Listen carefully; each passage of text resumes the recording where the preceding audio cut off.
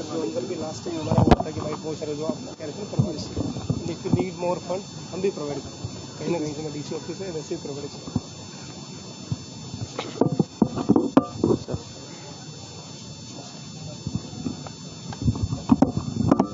जैसा कि देखा जाए आज विजय दिवस को लेकर सभी भारत के जवान और देश के नागरिक आज हमारे शहीदों को याद कर रहे हैं। किस तरीके से 16 दिसंबर 1971 के दिन 93,000 पाकिस्तानी सेनाओं ने भारत के आगे आत्मसमर्पण किया था, इसको लेकर आप देशवासियों को क्या संदेश देना चाहेंगे? देखो 16 दिसंबर 1971 में जो भारतीय सेनाओं ने जो पराक्रम दिखाया था, उनकी श्रद्धांजलि, उनके साहस को शत शत नमन। मैं फरीदाबाद के सभी डिस्ट्रिक्ट सैनिक वेलफेयर बोर्ड, सभी हमारे सैनिक जो रह रहे हैं उनको प्रणाम करता हूँ, शत शत नमन करता हूँ, श्रद्धांजलि अर्पित करता हूँ कि उस बहादुरी का काम आज हमने यहाँ पे उन सभी अपने शहीदों को नमन किया, श्रद्धांजलि दी। और सभी फरीदाबाद के नागरिकों से मेरा संदेश है कि हम यहाँ पर सेफ हैं क्योंकि हमारे जवान बॉर्डर पे हमारी रक्षा कर रहे हैं। तो हमेशा ही सैनिक का सम्मान करो और विजय दिवस में जो पराक्रम भारतीय सेना ने, तीनों सेनाएं, हमारी वायुसेना, जल सेना या आर्मी, तीनों ने जो दिखाया उसको शत शत नमन, शत शत श्रद्धांजलि। तो जैसा कि देखा जा रहा है कि अभी भी जो हमारा देश है बहुत आगे है और कई लोग ऐसे हैं जो हमारे सैनिकों का सम्मान नहीं करते। जैसे कि आपने अभी हालांकि में देखा होगा कि जैसे कि हमारे कई सैनिक भारतीय जवान शहीद हो गए हेलीकॉप्टर में, लेकिन जो देश के कुछ लोग हैं, मैं नाम तो नहीं लेना चाहूँगा, लेकिन उनके लिए श्रद्धांजलि अर्पित करने की बजाय देशद्रोही जैसे कमेंट करते हैं। ऐसे लोगों के खिलाफ आप क्या बोलेंगे? देखो, ये तो आपके अंदर से भावना आती है जब वो अपना परिवार, अपना शहर, अपना घर छोड़ के हमारी सीमा पर रक्षा कर रहे हैं। तो मेरी सभी भारतीय नागरिक से और फरीदाबाद के सिटीजन से भी यही आग्रह है, आवेदन है कि जहाँ भी आप सैनिक देखो, किसी डिपार्टमेंट में हो या किसी बाकी जगह भी, उसको नमन करो, उसकी जो भी मदद हो सकती है जायज़ वो तुरंत करो और सैनिक का सम्मान करो। सर, ऐसे पेरेंट्स को आप क्या संदेश देना चाहेंगे? देखा जाता है कि आज के डेट में पेरेंट्स को, जहाँ पे बच्चों को भारतीय जवान के बारे में बताना चाहिए, भारतीय संस्कृति के बारे में बताना चाहिए, आज वही पेरेंट छोटे छोटे बच्चों को फिल्में दिखाते, कार्टूनें दिखाते, जबकि उन्हें देश हित की भक्ति किताबें पढ़ानी चाहिए। ऐसे पेरेंट्स को आप क्या बोलना चाहेंगे? इसको आप हाल में देखेंगे तो हमारी फिल्में भी इस तरह बन रही है कि जहाँ पे भारतीय सेना का पराक्रम या भारतीय जो सैनिक है उन्होंने चाहे 1947 के बाद या उससे पहले भी जो योगदान दिया उसका संदेश देती है। तो ये तो पेरेंट्स की खुद की सोच है। इस तरह के दिवस हम मनाएंगे, सभी लोग इन्वॉल्व होंगे तो पता लगेगा, बच्चों को भी पता लगेगा और बच्चों को अर्ली एज से हमें देश के प्रति सम्मान, सैनिक के प्रति सम्मान और अपनी भारत माता के प्रति सम्मान होना चाहिए। सर, कुछ लोग ये कहते हैं कि अगर जो सोल्जर्स सीमा पे रक्षा करते हैं तो उन्हें इस बात का वेतन मिलता है, तनख्वाह मिलती है, तो क्या ये उनका कथन किस तरीके से लिया जाए? देखो, मेरा ये कहना है कि जो ये कहता है ना, वो खुद वहाँ पे चार रात सीमा पे बिताए, उसको पता लगे। ठीक है, हर आदमी अपना काम कर रहा है, मैं किसी का काम छोटा और बड़ा नहीं कर रहा। जो यहाँ पर भी सिविल में रह के भी काम कर रहा है उसका भी सम्मान होना चाहिए, पर जो अपना परिवार, अपना घर बार सब कुछ छोड़ के जा रहे हैं, आप 2 महीने सीमा पे बिताना, फिर पता लगेगा कि वेतन मिल रहा है, क्या मिल रहा है। तो सम्मान मांग रहे हैं हम। देखो, जो वेतन है वो तो जो भी काम कर रहा है उससे कर रहा है, एक सम्मान मांगते हैं, छोटी सी चीज़ है, सम्मान तो देना चाहिए। सर, कहीं ना कहीं बच्चों को जो है फौज में जाने के लिए या फिर सोल्जर बनने के लिए रोका जाता है, पेरेंट्स जो है वो डरते हैं उन्हें भेजने में, ऐसे में आप उनको क्या वो करना चाहेंगे? देखो, वो इंडिविजुअल चॉइस है जी। अभी हमारी जो भारतीय लोग हैं उसमें कमी नहीं जी। सेना में भरपूर लोग जाने को प्रेरित हैं और इस तरह की हम बातें बताएंगे, उनका पराक्रम बताएंगे, किस तरह की लाइफ वो जीते हैं, क्या एडवेंचर करते हैं, किस तरह वो देश की रक्षा करते हैं, लोग मोटिवेटेड होंगे। मुझे नहीं लगता कि हमारे देश में सेना में जाने की कमी है। धन्यवाद। जय हिंद। सर, क्या नाम है सर अपना? मेरा नाम मैं कर्नल गोपाल सिंह, अखिल भारतीय पूर्व सैनिक सेवा परिषद हरियाणा का अध्यक्ष हूँ। और आज 16 दिसंबर 1971 में हमारी भारतीय सेना ने पाकिस्तान, ईस्ट पाकिस्तान और वेस्ट पाकिस्तान और पाकिस्तान को तोड़ करके 2 राष्ट्र बनाए और बांग्लादेश बनाया। और पाकिस्तानी सेना को 93,000 सैनिकों को जो है धराशायी किया और उनको बंदी बनाया। ये एक बहुत बड़ी उपलब्धि थी और भारतीय सेना न केवल भारत के लिए ही आज पूरे विश्व में अग्रणी सेनाओं में गिनी जाती है। जिस प्रकार से माहौल अभी है, देश में प्रगति हो रही है, उस प्रकार से सेना की मॉडर्नाइजेशन होना, सेना को आगे ले जाना, आर्मी, नेवी, एयरफोर्स, इस तीनों सेनाओं को एक सुसज्जित करना और उस सुसज्जता के साथ में जो हमारा मेन दुश्मन है चाइना, उसको मुंहतोड़ जवाब देना और उसको धराशायी करना, ये अभी आगे हमारे उद्देश्य होगा। सर, अभी जो नौजवान हमारे साथ ये जो बच्चे आ रहे हैं उनके लिए क्या संदेश देना चाहते हैं? आपकी जल थल वायु तीनों को उन्हें ज्वाइन करना चाहिए, कैसे और क्या रहेगा? देखिए, मैं पिछले 14 साल से सेना के बच्चों के लिए तैयारी कराता हूँ। मेरे पढ़ाए हुए 450 बच्चे क्लास 1 गजेटेड ऑफिसर बन चुके हैं और सेना में सैकड़ों बच्चे गए हुए हैं। मैं स्कूल, कॉलेज, यूनिवर्सिटीज़ में जाकर के बच्चों को प्रोत्साहित करता हूँ। अभी 10 लाख से ज़्यादा बच्चों को मैं एड्रेस कर चुका हूँ और वैसे भी मीडिया के द्वारा आजकल मैं काफ़ी प्रचलित यानी बच्चों को मोटिवेट करता हूँ। देखिए, जज्बा हर बच्चे के अंदर है, लेकिन जिस प्रकार आपने थोड़ी देर पहले सवाल पूछा कि माता पिता उनको जो है कहीं कहते हैं कि ऐसा होगा। देखिए, आप घर से बाहर निकलेंगे, कल एक कदम वापस आएंगे नहीं आएंगे कुछ पता नहीं, लेकिन जब आप देश की सेवा करते हुए यानी अपने आप को समर्पित करते हैं तो एक बात कुछ और होती है, आप देश के लिए अपना बलिदान देते हैं। यहाँ बलिदान कोई कहता नहीं कि आपका भाई एक्सीडेंट हो गया उसमें उसकी मौत हो गई, लेकिन हाँ, आप देखें 8 दिसंबर को हुआ पूरे लोगों के अंदर कितना।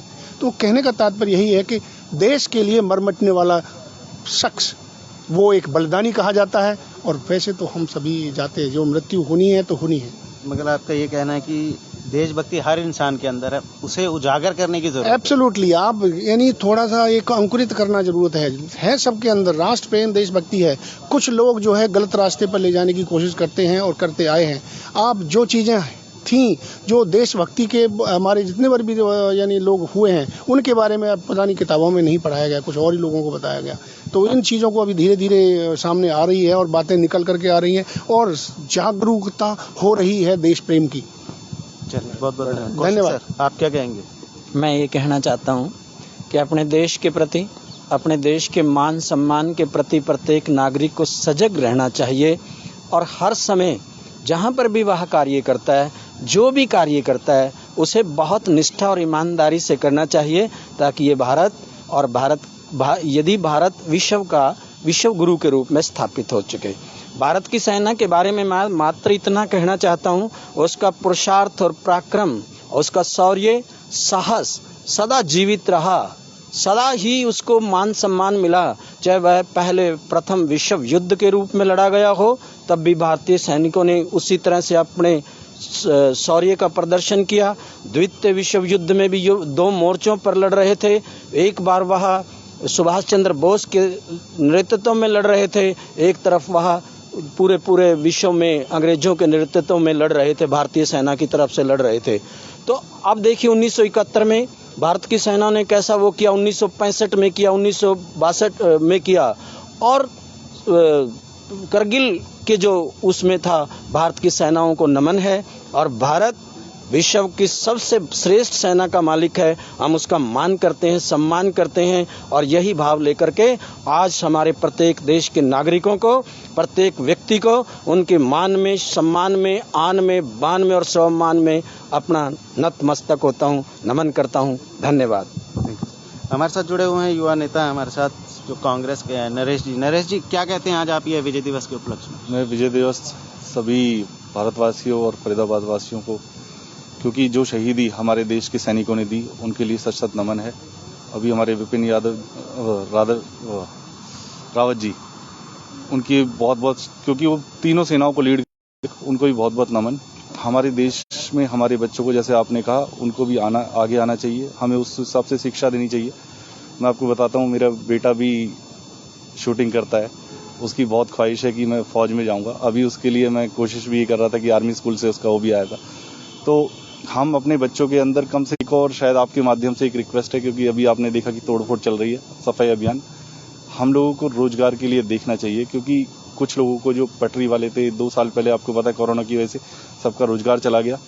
तो माननीय महोदय यशपाल यादव से, इनसे हमारे कमिश्नर से एक रिक्वेस्ट है कि उनके लिए एक जगह अलॉट करें कि कम से कम उनको रोजगार मिले, क्योंकि पटरी वाले, रेहड़ी वाले, वो बेचारे पहले ही 2 साल से दुखी थे। आज फिर से उनको आप देखो, मार्केट साफ हो गई, ठीक है, शहर साफ हो रहा है, लेकिन उनके रोजगार के लिए भी आपको देखना पड़ेगा। इसके लिए शायद अगले हफ्ते में एक ज्ञापन भी देंगे उन सबको मिलके, ताकि हम लोगों को सब कुछ चाहिए, स्वच्छता भी चाहिए, लोगों को रोजगार भी चाहिए, शिक्षा भी चाहिए, इन लोगों के काम होना चाहिए। आपके साथ देश भी आपके साथ रहेगा और राज्य भी आपके साथ है और फरीदाबाद की जनता भी आपके साथ रहेगी। बहुत बहुत धन्यवाद। जैसे कि आपने देखा, नरेश जी ने भी बताया, और मैं आपको बता दूं कि जो भारत देश है विश्व में सबसे श्रेष्ठ जो सेना मानी जाती है भारत की मानी जाती है, चाहे वो जल थल वायु, चाहे कोई भी हो। और दूसरी बात मैं आपको बता दूं कि जैसे अभी हमारे कई मीडिया भाइयों ने भी पूछा था और मैंने खुद भी पूछा था कि जो सम्मान है हमारे सोल्जर्स का वो कई जगह नहीं हो पाता है। जैसे हमारे कर्नल साहब ने बताया, कुछ असामाजिक तत्व हैं जो ये बर्दाश्त नहीं करते हैं कि हमारी जल थल वायु की सेना के जो जवान हैं उनका सम्मान हो।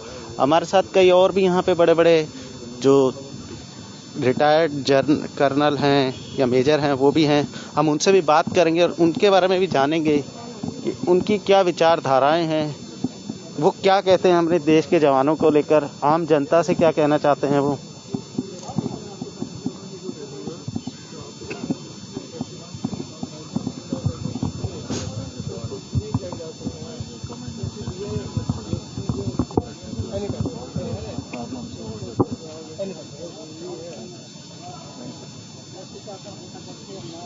सर जी एक छोटा सा आपके साथ, एक तो पहले अपना परिचय दे दीजिए। मैं जी ग्रुप कैप्टन SK शर्मा हूँ।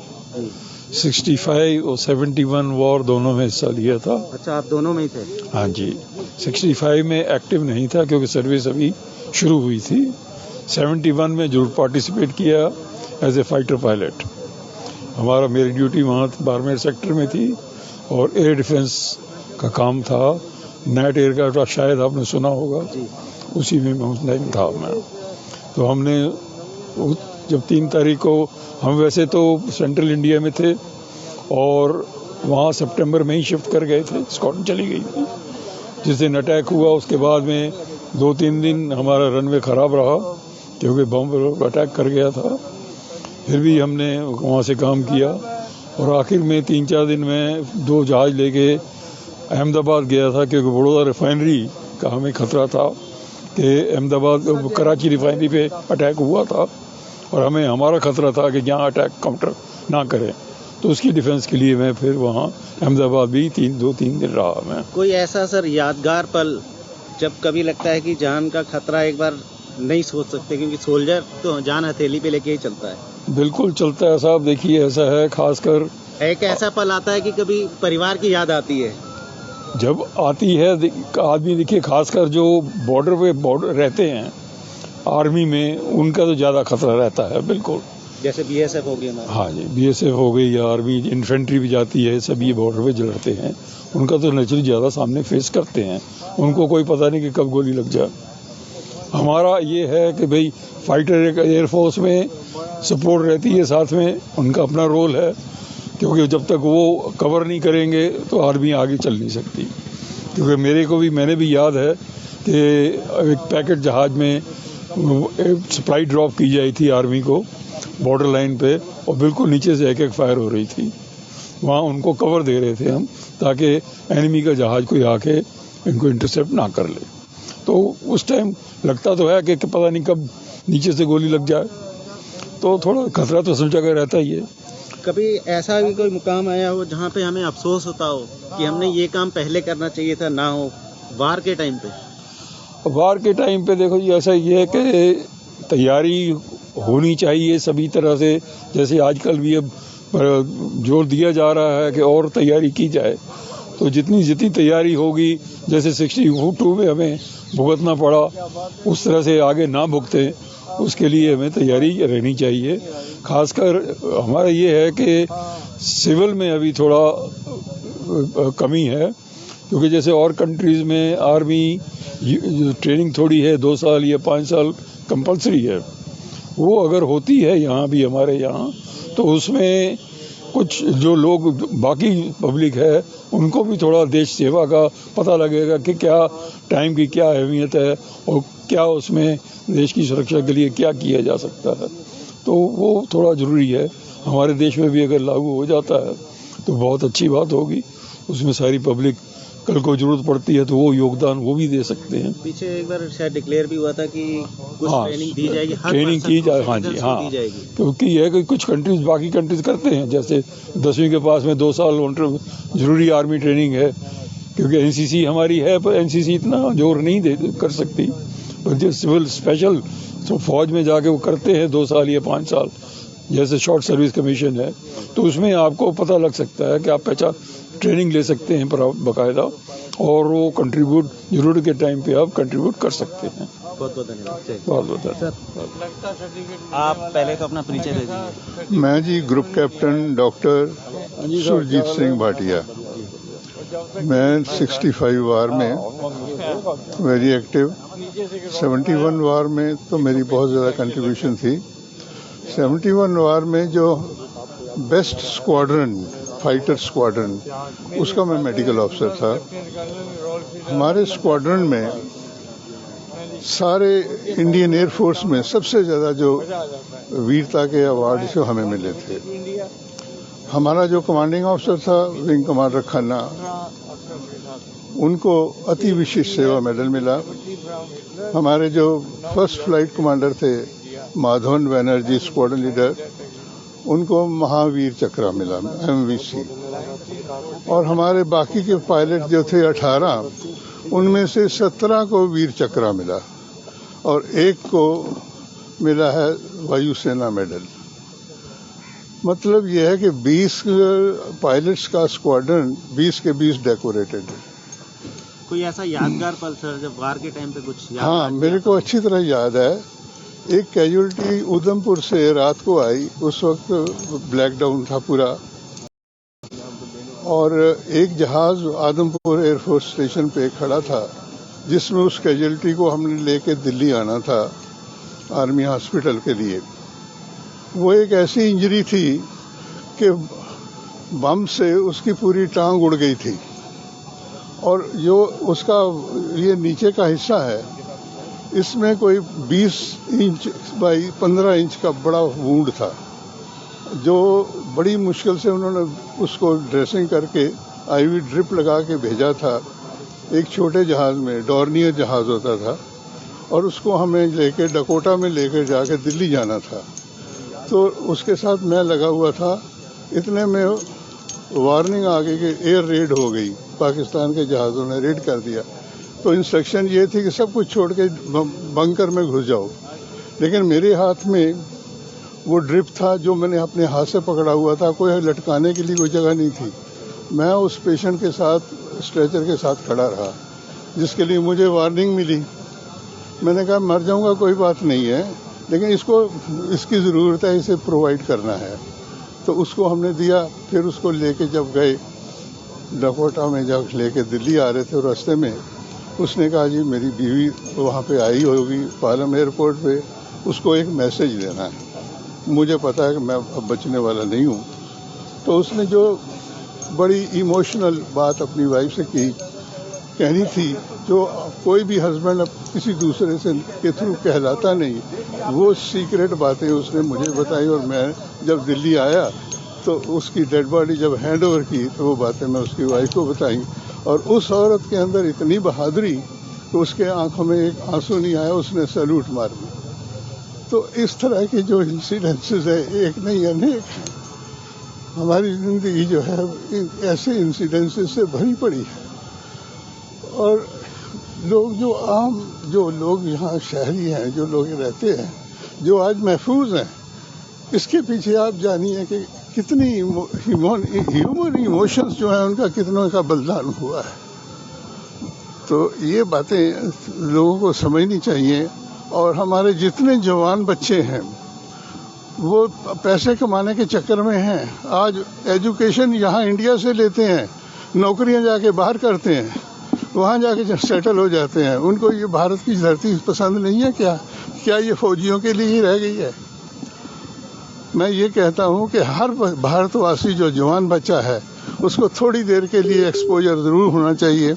स्कीमें ऐसी बननी चाहिए, जैसे सिंगापुर में कंपलसरी मिलिट्री सर्विस है आफ्टर 10 फॉर 2 years।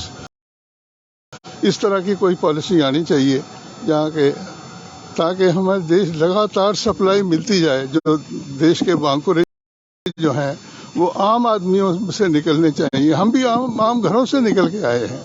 तो ये मेरा एक एक्सपीरियंस था जो मैंने आपसे साझा किया। जी की कहोगे तो इसी उधमपुर की बात है कि हम अपना जेएंड के वहाँ से हमें एयरलिफ्ट किया जाता था। पहले सर अपना इंट्रोडक्शन दे दो तुसी। मैं x warrant officer Mahendra Singh हूँ और एयरफोर्स 56 एसपी फरीदाबाद से रिटायरमेंट हुई थी। और ये उधमपुर की ही बात है कि जब मैं पहली पोस्टिंग गया था तो जाने के बाद हम लोगों को एफएमएस में फ्रीक्वेंसी मॉनिटरिंग सर्विस के एनिमी से कहाँ से सिग्नल्स आते हैं उनको आपने फिल्टर करना है। हमें हेलीकॉप्टर से लिफ्ट करते थे और नो मैन लैंड में जो एरिया था पठानकोट के बीच में और पाकिस्तान के उस सरकंडे में छोड़ दिया जाता था। हमारे पास ट्रांससीवर होते थे बैक पे लगे हुए, तो उससे हम सिग्नल जो थे उसको चेक किया करते थे। तो हुआ क्या, सडनली एक मैसेज आया जिसकी बात साहब ने अब की है। Chaklala Musa Gilgit calling, we are advancing with 45 Patton tanks and help us with the air raid.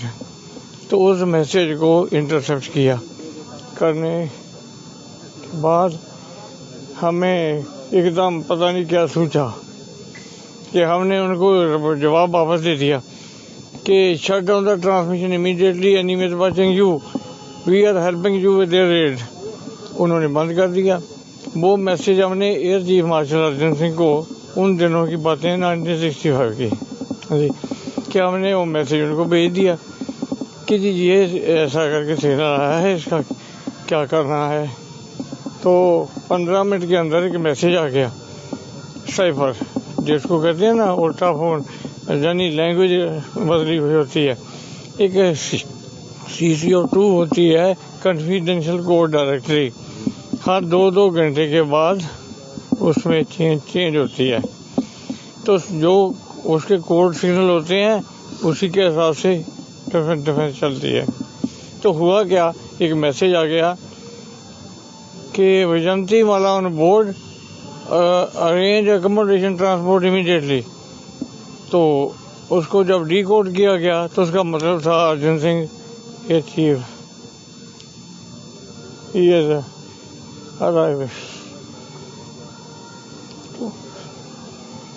तो ही बात देर श्रीनगर में। तो एक जो नेट होता था, नेट जहाज के एक तरफ में 16 रॉकेट पड़ते थे, तो 32 रॉकेट ये हर एक नेट में पड़ते थे। तो 4 जहाज तैयार किए गए और 45 के 45 टैंक वो जो थे उनको घसीट के ला के उधमपुर से लेकर श्रीनगर तक सड़क के किनारे रख दिया गया। तो आज भी वो दिन याद आते हैं।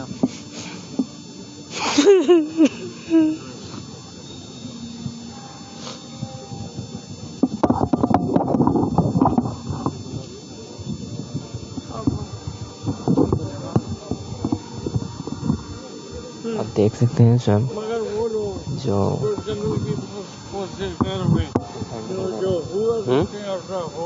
आपने देखा किस तरह से जो हमारे सैनिक साहब थे, सैनिक जो बॉर्डर पे खड़े रहते हैं, भावुक हो गए।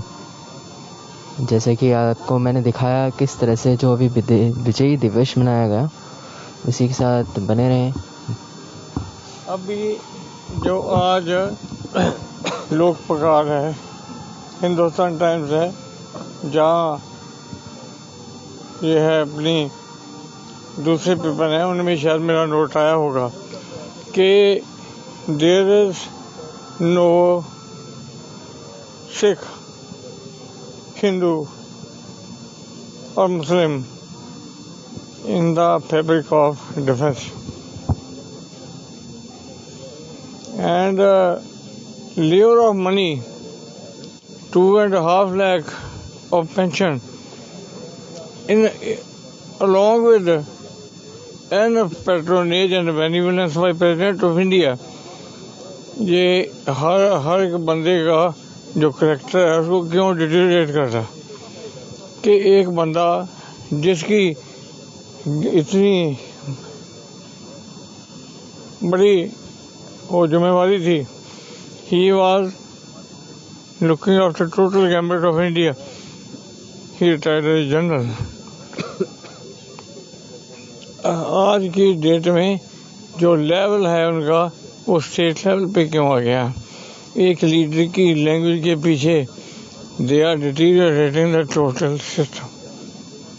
This should not happen. So we as the defense people must maintain the fabric of country. जैसे कि आपने देखा कि अभी हमारे कई जो सोल्जर्स हैं, जवानों ने बताया है. अभी हम नीचे जो वार मेमोरियल्स बना हुआ है उसके भी आपको दिखाएंगे नज़ारा.